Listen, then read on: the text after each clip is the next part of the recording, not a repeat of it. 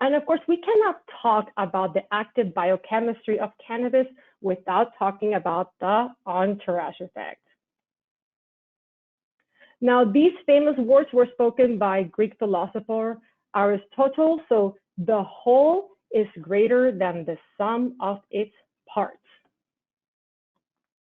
When we talk about cannabis, we are not talking about one compound, as we know. When we talk about cannabis, we are talking about 500 compounds, right?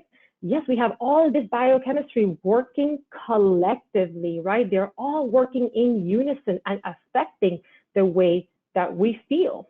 This is what's known as the entourage effect, the synergy of all compounds work collectively to create the overall effect.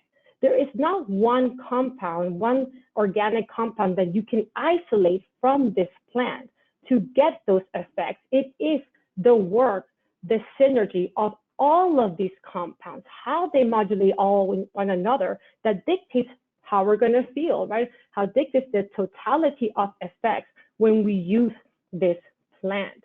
This is why full spectrum or whole plant products are often desired or preferred. When we have all that active biochemistry working together, we treat multiple ailments through multiple biological target sites.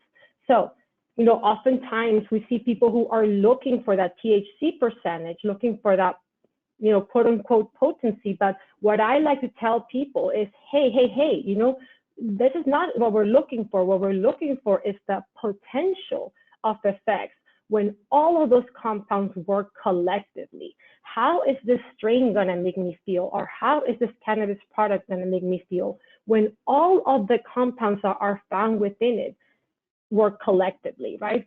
What's going to be the final effect?